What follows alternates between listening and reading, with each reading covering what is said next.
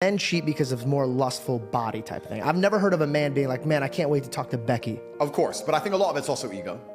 Exactly. So, but ego, what comes before ego? Or it comes after ego? Yeah, a fall. Yeah. Yeah. So my thing is, yes, when I met here's my theory. Yeah. When I was out about and I was having fun, as a Christian man, I was waiting for the right woman. Yeah.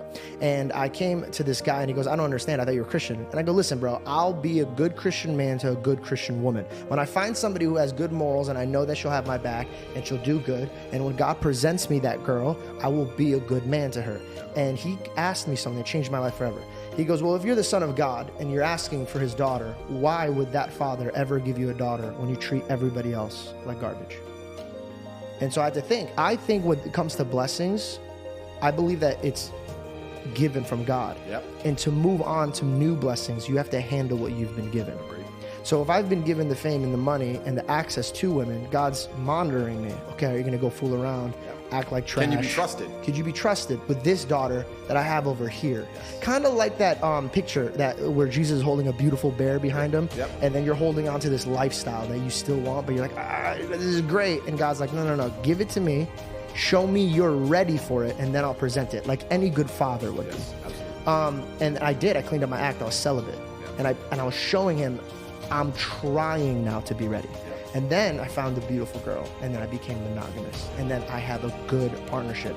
And here's the thing. I could lead that relationship anywhere I want. If I wanted to be open, it could be there. Not saying that she's comfortable with it, but when it first started, I could plant the seeds into taking it in any direction that I want. Correct. It takes somebody with integrity to lead a woman in the right direction. Absolutely. I tell people all the time, I'm in charge of the relationship. God is in charge of everything. Yeah. So when my girl looks at me to lead the house, I gotta lead the house, but it's not from my needs.